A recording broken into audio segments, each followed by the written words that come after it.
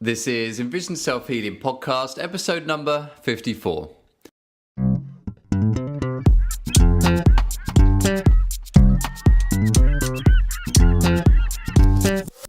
Hi, I'm Will Fuller. And I'm Richard Miller. And we are the co-creators of EnvisionSelfHealing.com and are dedicated in helping you improve your eyesight and quality of life by taking healing into your own hands. Now, if you haven't had a chance already, then head over to our website at EnvisionSelfHealing.com and you can get your hands on a free ebook called A Modern Day Guide for Improving Eyesight that's going to give you lots of great tips there on how you can start doing eye exercises today. The topic of the week this week is good computer posture. And the question of the week comes from YouTube, and it's someone who's asking a very simple question. If I'm getting adequate rest at night, why do I need to rest my eyes with palming? So, Richard, how's the world of self-healing been treating you this week? Well, I'm back on my spin cycle for the first time this week. Fantastic. So I'm feeling very good about that. I approached it with care and good posture. Because I hurt my back on the spin cycle. No, is that what you learned in our podcast last week? That's true. I do learn from the podcast. I do. It's like, oh yeah, I do need to pay attention to that. So I was very much on the bike, keeping a straight back and keeping my abdominals in to protect my lower back, and then trying to keep my neck straight as well. And it actually helped for my breathing as well. In that particular spin class, he was really emphasizing keeping your chest open and breathing well while you spin, as opposed to hunching over. Good. So that was and I kept the tension way, way, way down. How did you do that? Like, what sort of things did you do to keep the tension down? Not that kind of tension. The tension on the bicycle. Yeah. Oh, okay.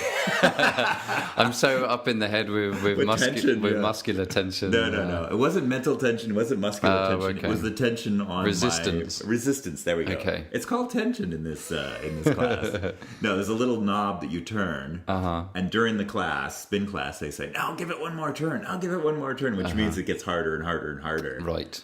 And of course, I'm like, I'm not doing that this week.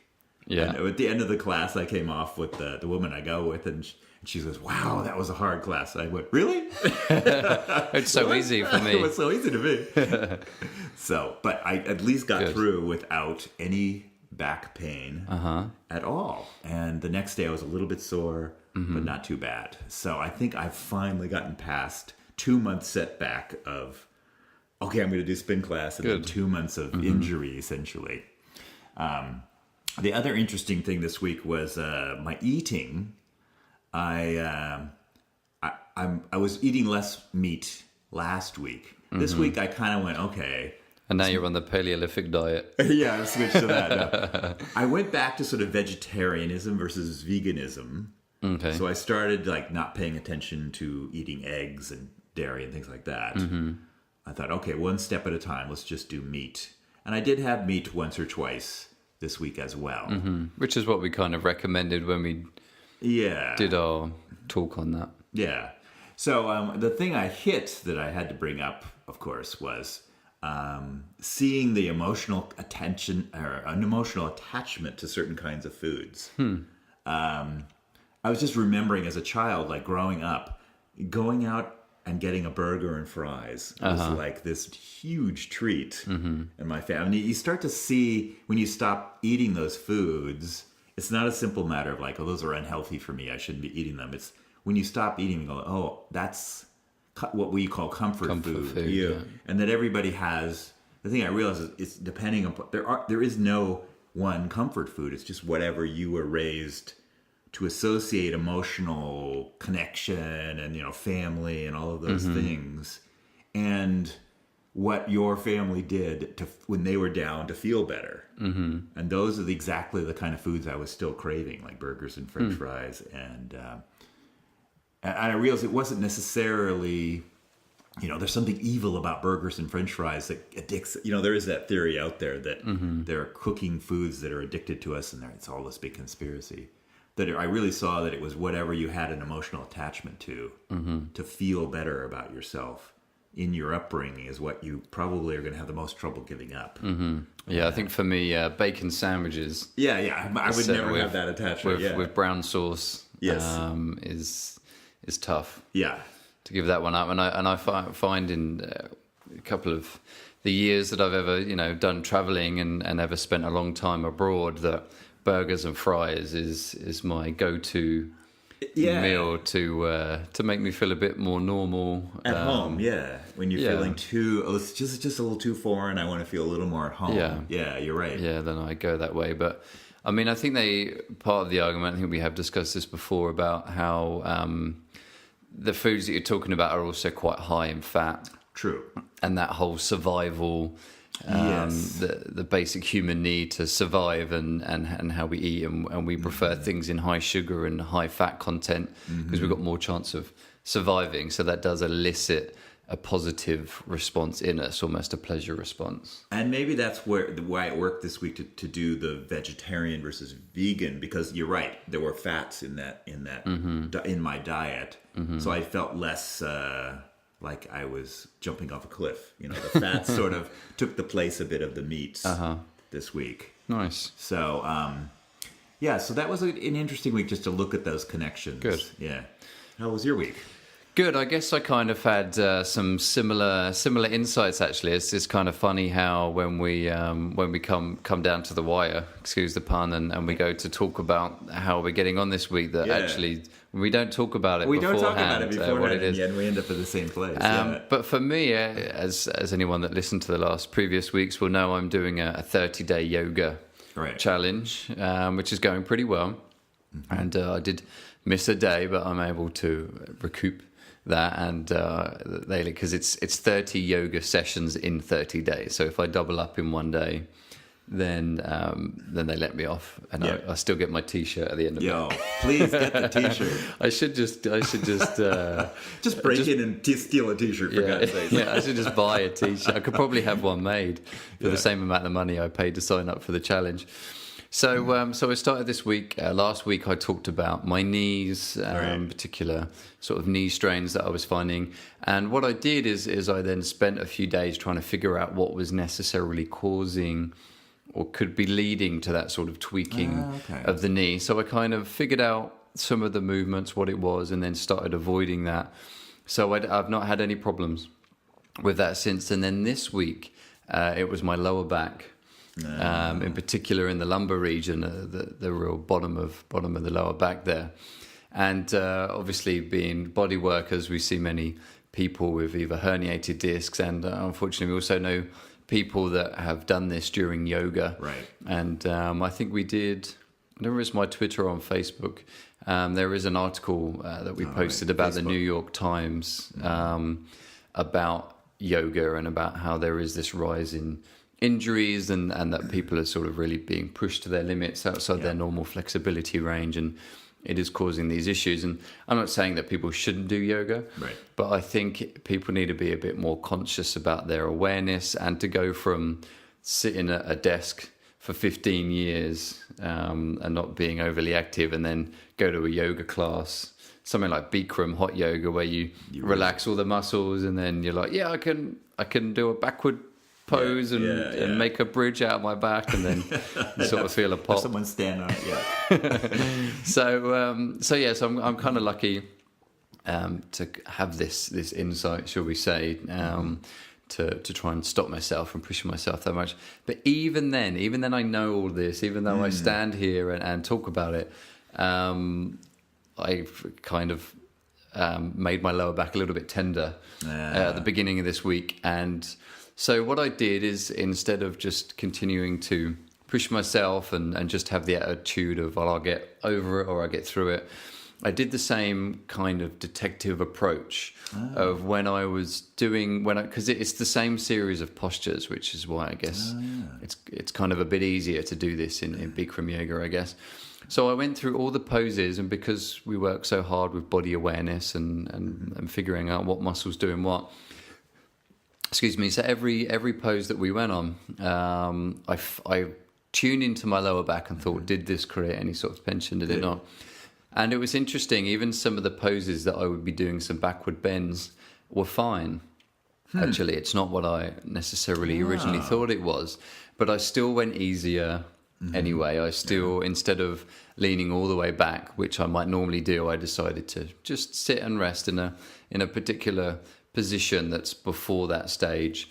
And I've decided to wait maybe a couple more weeks until this challenge is over before I start trying to push myself and just be happy with where I am. Yeah. And just... you have plenty of tight muscles. You don't have to challenge all of them.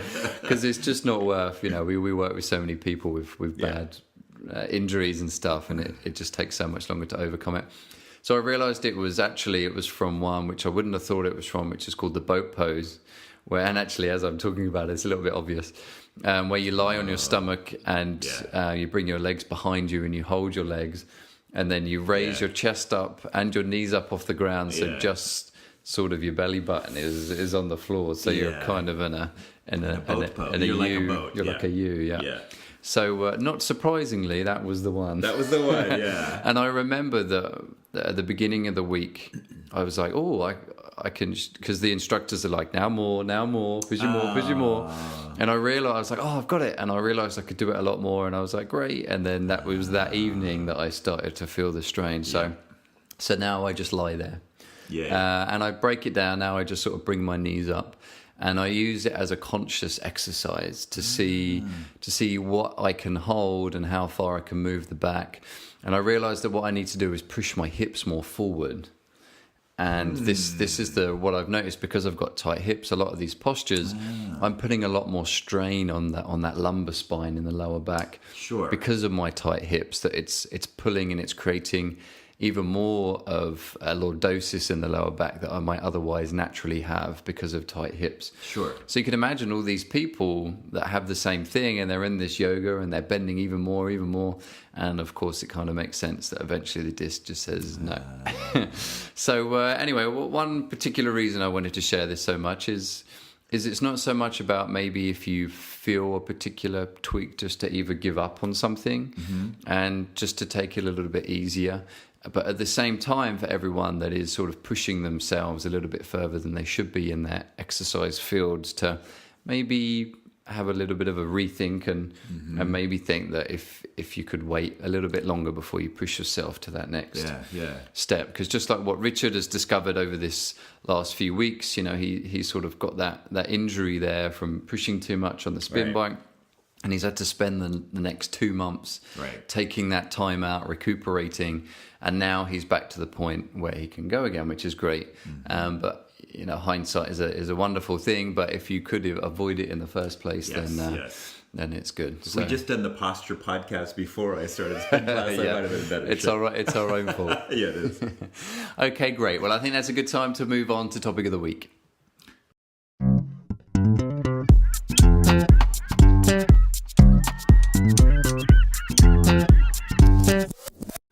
And the topic of the week this week is good computer posture.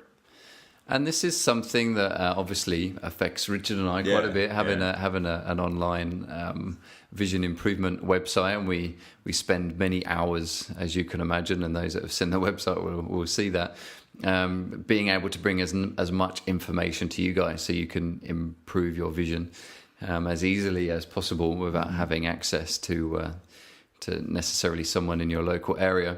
So we've spent several years now. Obviously we've spent a lot of time at the computer beforehand. Well, and my career before this was a photographer working on digital photography. So I was working just as much, if not more, at that point on the computer. So I guess we were kind of lucky. We were writing all this literature at the same time as spending long hours at the computer. So it enabled us to be very conscious about our positioning and what we were doing and the sort of things that we could do that helps. And we're not saying that we necessarily created this stuff. This is all very sort of common knowledge. But it just, sometimes it's easier to actually experience something and then understand it, as opposed to it just being a theory or something that you're just told. So I guess last week we went from head to toe, so maybe we could do the same again. And I certainly think the same principle here applies, of feling that piece of string is pulling at the top of the head. And actually saying that real quick, I'm going to have to mention this because I'm always thinking about it in yoga. this week, my periphery had improved enough this week that I was able to start seeing the ceiling in the yoga studio. Goodness. Wow. And in the ceiling, there's some clouds there as well. That's how I knew I was seeing it, because I could see the white there and stay tuned into it. And it was easier for me to balance as a pose and to straighten my head up towards the ceiling, because I had a sense of up. I kind of had this gauge. I knew where the ceiling was and how to pull myself up towards it, and that's something that I'd never had before. Cool. Anyway, just probably should have spent a full 10 minutes on that, but anyway. So being able to pull that head up towards the ceiling that most people can see, that I now realise, something that I hadn't thought before. And what Richard talked about, holding the orange or the tangerine underneath your chin, or a walnut, or just pistachio, imagine having a double chin. Producing a double chin. Yeah, which is easier for some people. It's easy for me. And I even heard a triple chin. Yeah. Which sounds painful. Yeah. So that's the two. Yeah, the head up. And this is creating the flatness on the back of your cervical spine and space between the top of your spine and the bottom of your skull. And you could probably all feel this now, just whatever position that you're in, whether you're watching this as a video or whether you're listening to this as the podcast, is to lift the crown of the head up towards the ceiling, and then you can tuck your chin down towards your chest, and notice that you can still look forwards. It doesn't force you to look down towards the ground. You can still have your vision eye level, whatever it is that you're looking at in front of you, but you can still tilt that head backwards, and you can feel now, if you kind of relax and tilt the head up towards the ceiling a little bit to maybe what is your natural pose. If you put your hand on the back of your neck there on the vertebrae, and do the same, straighten the head up, and you kind of feel a bit more space between the vertebrae, and then tuck the chin under, and you'll notice that you kind of feel a bit more pressure of the back of your neck pushing against the finger there, and it's straightening that cervical spine a little bit, taking some of that pressure away, and you can see how much more beneficial that is for the vertebrae and also for the blood flow there in the neck. And then I guess we could skip the body for a second and go to the monitor. So this is why you want your monitor, so that it's high enough that you're looking somewhat straight or a little bit down. But you certainly don't want the monitor up, so you would then have to crink your neck. Yeah. That would be really bad. That would defeat this whole purpose that we're dealing with. Yeah, and I think the standard is talking about that, is to try and have the computer at eye level. People that we've spoken to, obviously here in San Francisco, computers is very much every day. And if you do have vision problems, this is where for years I've had an arm. They make very heavy-duty arms that can put a monitor on an arm and attach it to your desk. You don't mean someone's actual arm? No, you hire someone to hold the monitor for you. Yes. A very strong person at the gym comes and holds your monitor for you all day long. No, they make these metal arms that you can attach to your monitor to. And so then you can precisely position it. Right. So if you have, a good idea. I think for someone with vision problems, they have to think of these things. Kind of like those bathroom mirrors. Exactly, yeah. It's extendable, so you can play with heights and stuff. Yeah, and then you have to also look at the size of the type that you're going to... There are programs for Macintosh, programs for Windows, so you can enlarge the type. So if you have enough of a vision problem, again, you have to enlarge it enough so you could sit back, keep that straight neck, and still have good posture. If you're leaning towards your monitor too much, it's going to ruin all this. So. Yeah, and don't feel bad. One of the biggest things I had to get over with that is the actual idea of blowing up the text on the computer. And it's really people that I work with that have 20/20 vision find that sometimes when their eyes get tired, they need to blow it up and just a little bit. And I really don't have any issues with it anymore, and it stops me from leaning in completely now. Right. So I really don't have that strain in my neck or in my shoulders because I'm not tensed, trying to force my eyes. For me, it was a little bit easier because I knew that if I was seeing that small text, I was only using my stronger eye. Right. So for me, by blowing it up means that I'm using both eyes together. We talk so much about having balanced use of the eyes. Now, some people might be asking about standing at the computer as opposed to sitting. We know that's becoming a lot more popular nowadays, and I guess that the jury isn't necessarily out on that one. We talked last week about good standing posture, so the same principles apply. The same with having a good monitor there that's at eye level. And some people talk about maybe having, if you don't want to go out and fork out for an expensive stand, then you could have a desk and then put something else on top and rest your computer up there. So there is a lot more people talking about this. And one reason why that's so good is what I was talking about before with the yoga, is getting that tightness in the hips. In the hips, yeah. And if you think about it, if you're sitting, your legs are at 90 degrees for most of us at that angle there in the hip. So you've got muscles there in your hip called the hip flexors, and they get tight and short so that when you go to stand up again, they still stay tight and short so that it puts pressure there on the lower back, kind of like a duck butt. It's almost like putting your arm in a sling. It's always bent at 90 degrees. It's the same with your legs. You're always, and when you're sitting, they're always at 90 degrees from your torso. So you can imagine why if you put your arm in a sling, the biceps would get tight. From doing those ligaments there. Yeah. So that's certainly one reason why standing would be more beneficial because of it.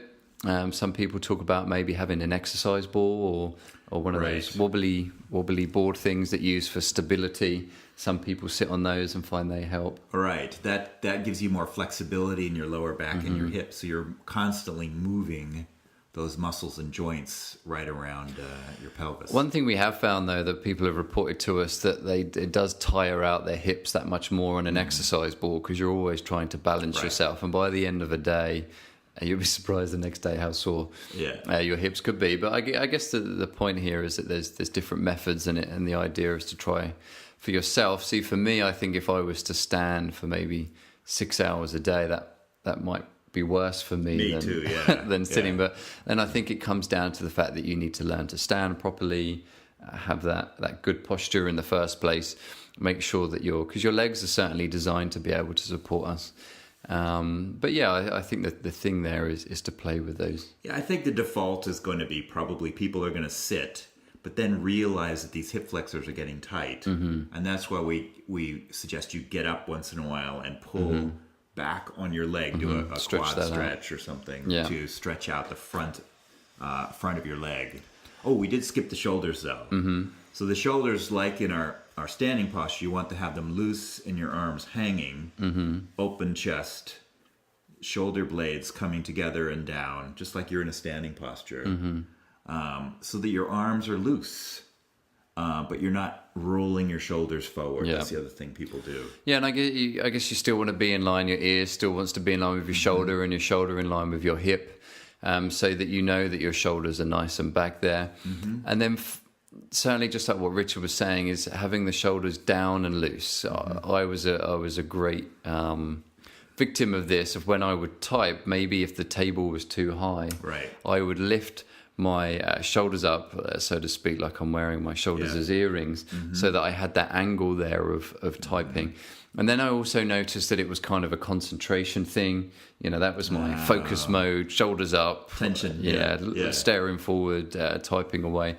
So it took me a good year or two to break that habit of holding the shoulders up. So you certainly want those shoulders to be nice and relaxed. It means also, for blood flow, this is why we're talking about this and why it's so important for your eyes, is that we want best possible blood flow as possible. So when those shoulders are loose, then you're allowing the blood flow to go through those junctions there in the shoulders and work its way around the body. So nice loose shoulders. You've got a straighter neck, head looking forwards, head up towards the ceiling. And you don't want to be rounding the shoulders, what we would call kyphosis. So by having those shoulders back, chest open, that also means that you're breathing a bit easier. One thing is just to take a deep breath every now and then and see if you can feel that rib cage expand, and it allows you to tune into whether you are relaxed or not in that position. And then you don't want to have that compression in the lower back where you're sort of tilting the hips backwards, and you can kind of feel that if you're doing that. Yeah. You don't want to have too much of a curve in the lower back. Yeah. So I guess like what we were talking about with the duck butt, where you're sort of your butt is sticking outwards, you want to have that a little bit further back. And then I guess knees in line with the feet, trying to have both feet on the floor or something. Yeah. I know for myself, we've been working for a while on the fact that my chair at the moment is too low, so it means that I curl my feet underneath the chair, and it means that I'm really stretching out my shin muscles, the muscles that are there, and so I'm trying to get used to bringing it back so that I'm not shortening my calf muscle, just like you would do if you're wearing heels or something. Yeah. And then the last thing maybe is your wrists, your arms and hands should be an extension. Your lower arm and hands should be one plane going out, not tilted back and creating tension at the wrist. Yeah, it's difficult because I've also noticed that I put weight on my wrists. So you could imagine that it's bent and I'm putting the weight there. So it's as I'm typing, and it's creating a repetitive strain injury, which is what carpal tunnel syndrome is. That's why they have those pads that go underneath your wrist just to keep them level. So, and so I guess in many ways also standing helps that, because you will be on that. Yep. But if you are standing, again, really making sure that those shoulders are down and not raised up. Yep. So many quick points there that you can do just to help you out during your everyday using the computer, whether you only use it for 10 minutes or whether you're using it for 10, 14 hours a day that many of us are. Then just to tune into these points from time to time. Like we say, you're not necessarily going to get them all at once, but over time you start building it in as a good habit, just as your visual habits are. Yep. Okay, great. Well, I think it's a good time to move on to question of the week.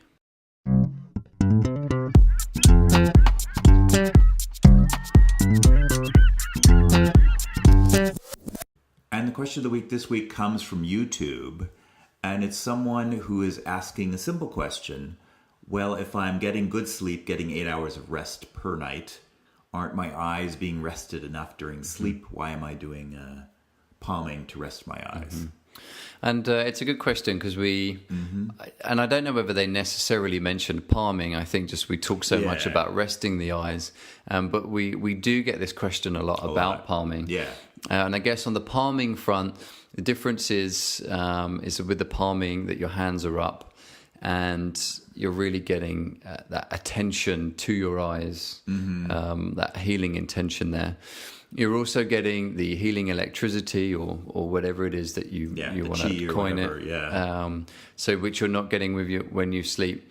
And then the second thing, and I guess this is also not just with palming, but another reason why our eyes aren't necessarily resting as much as we would like when we sleep is so many of us have lights in our room. Very true. Or we live in a city where it's hard to get it dark enough. Yeah. So we're strong advocates for blackout curtains for a start, and they're not too pricey, and you could also save money on your electricity bill because it maintains heat in the winter, and then it's cooler in the summer. So probably should have got some stocks in blackout curtains before we made that. So blackout curtains can help reduce that if you do live in that sort of city area. And then take a look in your bedroom and think whether there is any lights. One thing that we're not so happy about are night lights. Yeah, for children, but we're not, again, we don't want to say that. And then someone, terrified children now all over the country. Or someone has an accident walking to the bathroom. Yeah. So if you need to have them for safety reasons, then feel free. But any sort of light, because it means that the eye is still working. If you imagine that the rods and cones respond to light, that's their job. So any kind of light, then your eye is still working to pick that up. So maybe your TV's on standby. Maybe you've got a radio clock next to your on your TV stand that has bright lights. I got rid of those so long ago. I've forgotten all those little red lights and stuff in the bedroom. It's so annoying. If you have any kind of I used to put tape and stuff over radios and things like that to try and get rid of those annoying little lights everywhere. Yeah. So by reducing those lights, and that can help rest the eyes a little bit more if you are sleeping. But you can see how just sleeping isn't necessarily that amount of rest. You've also got rapid eye movement that you get during your sleep, and granted that's only for portions throughout the night, but still there's that active movement there. So by doing exercises like palming and by purposely resting, I know either through meditation or doing Reiki, that you feel more rested sometimes from doing maybe half an hour of meditation than if you went and slept for half an hour. No, that is true. That they say that about meditation. Sometimes it can take the place of sleep even.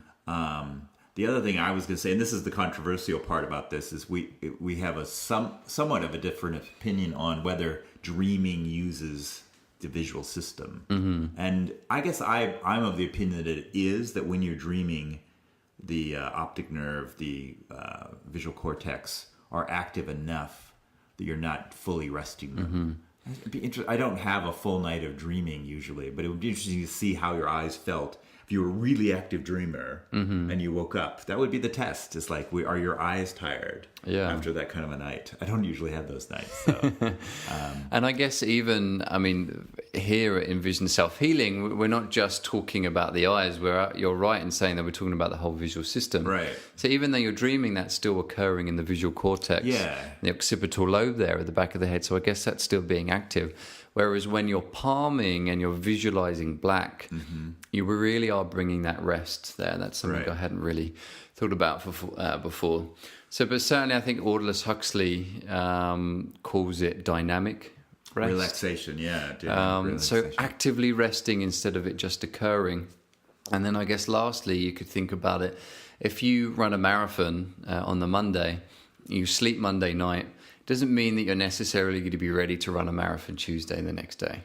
Right. So just because you've slept doesn't mean that the body has necessarily recouped and regained its strength ready for the next day. Or maybe it would be like you run a marathon, you sleep the night, then you go and get a massage. That's more like what the palming or active relaxation is.